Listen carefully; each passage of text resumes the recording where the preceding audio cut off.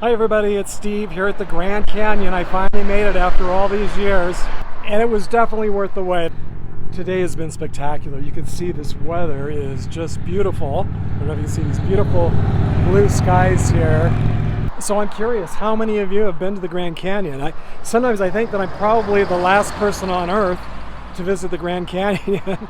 Most people come here as kids on family vacations, road trips. Our family never came here for some reason when I was a kid. Well, I can definitely tell you that my trip so far has been so much better than Thelma and Louise's trip, and a lot better than the Griswolds. Remember National Lampoon's Vacation? So many great movies have been filmed here over the years. What's your favorite? So the entrance to the park is right there. This is what I was afraid of. That's why I left early and thought if I got here by 10 o'clock, and it's actually just 10 o'clock now, I thought it might not be too bad. Memorial Day weekend is still a week or two away, so we're not at peak season yet. So last year on Mother's Day, May 12th, 2019, I drove from Palm Springs to Quartzsite, Arizona, took my mom out to Mother's Day breakfast, and then I started my month-long road trip back to the Midwest, and I arrived here at the Grand Canyon on May 13th. So this was filmed almost exactly 1 year ago today. Since so many other YouTube vloggers have already been here, and since many of you I'm sure have already been here, I wasn't really in a big rush to share my visit. I try really hard to visit destinations that you haven't already seen a million times already, but sometimes that's just not possible. Especially since just about everybody these days seems to be a YouTube vlogger. So I'll try to keep today's visit short and sweet and just show you the highlights. This trip was very high up on my bucket list, and it was well worth the wait.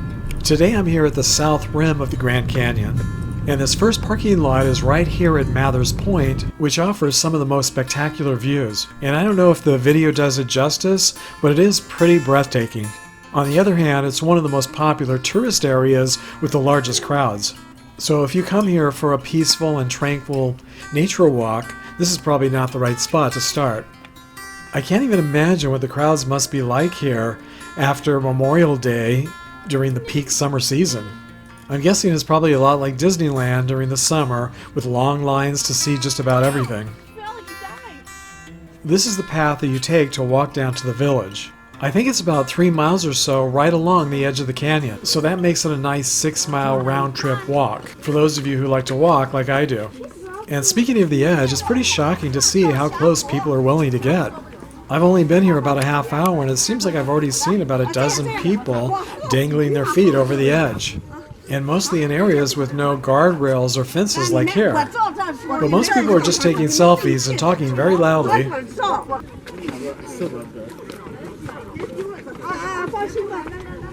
And almost no one is speaking English, so I feel like I'm in another country.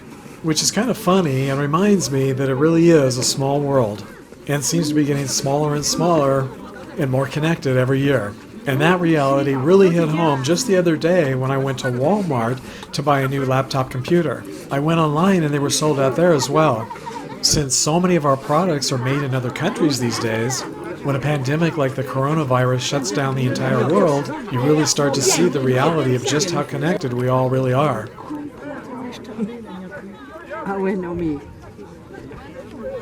Those of you who know me know that I prefer to walk whenever I have the chance.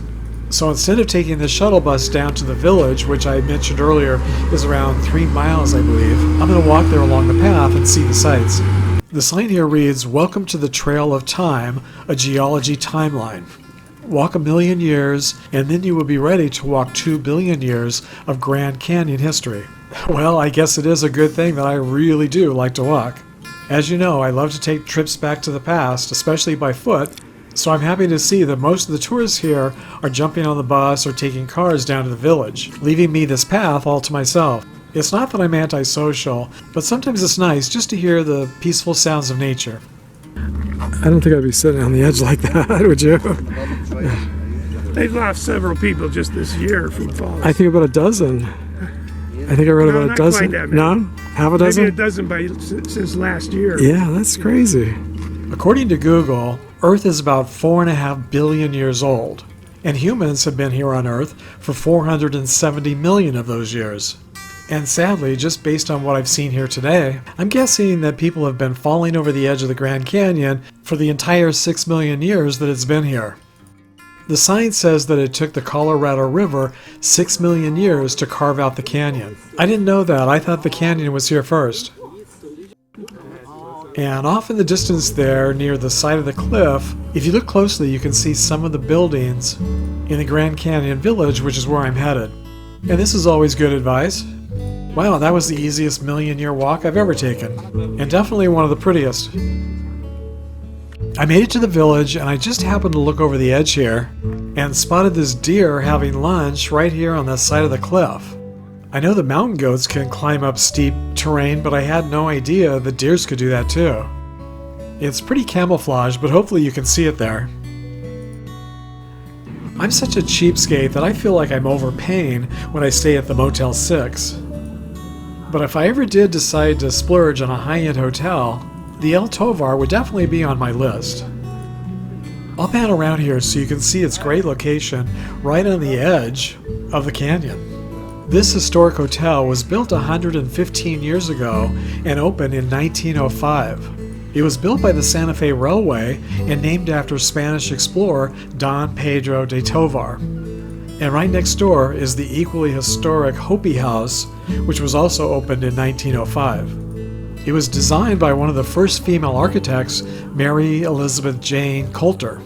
It was a building where Native American Indian artisans lived and worked and sold their arts and crafts. There's even a plaque here indicating that it's a National Historic Landmark. It really is a pretty impressive and authentic looking home. According to the historical plaque here, when the El Tovar Hotel first opened, it catered to wealthy clientele. Rooms started at $4.50 a night and up. That would have been about $132 in today's money, which ironically by today's standards is pretty affordable and wouldn't be considered upscale or luxury in many places here in the US today. I checked their website and prices seem to be 2 or 3 times that amount just for a standard room. Prices seem to vary a lot depending on the day and the time of year. And I'm guessing that the demand here has dramatically increased since 1905. I'm curious to know if any of you have stayed here and what you paid, and if you stayed during season or off-season, and what you thought of the accommodations. So please share your experience in the comments section down below.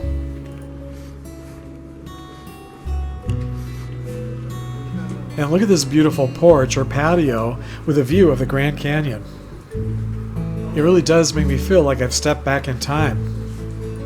And then I continue west on the walking trail, and I'm back in the year 2020, surrounded by fellow tourists. And it feels a lot like Disneyland, but then almost everything feels like Disneyland these days. Even some of the cemeteries that I've visited. Anyone else feel that way sometimes? Not that it's a necessarily bad thing. A little bit further west up the pathway is an even older hotel or lodge. And I just happened to arrive here at the same time as a tour bus.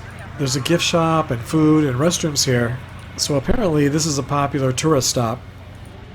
According to the plaque, the Bright Angel Lodge was first constructed in 1885. This central building was designed by Mary Jane Coulter, and it looks like there are rooms and guest cabins. And it also looks like a very memorable place to stay.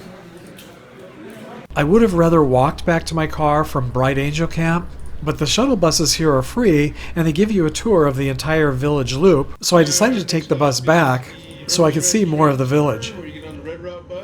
And I believe these are the Bright Angel cabins that I just mentioned. I filmed the entire bus tour, but it's pretty long and may not be of interest to all of you, so I may just share that on my Patreon page. It's really a good way to get around the village, and you can pop on or off the bus at any of the stops, so it's very convenient. Well, this shade feels really nice. I've been walking in the sun for about a couple of hours.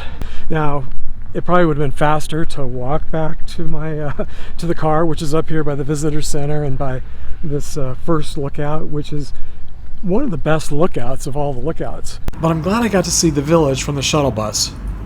My only regret from this trip is that I missed seeing the cemetery.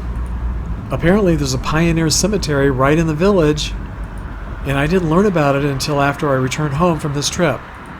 I didn't see a single sign anywhere, so I guess it's not one of their more popular tourist destinations. On the plus side, now I have another good reason to come back soon. This week I want to thank my latest Patreon supporter, Mario Tavina. Thanks, Mario, for your generous contribution to my channel. I'd also like to thank all of you who've subscribed to my channel. Subscribers really do help this channel grow. Until our next trip down memory lane together, happy travels, everyone.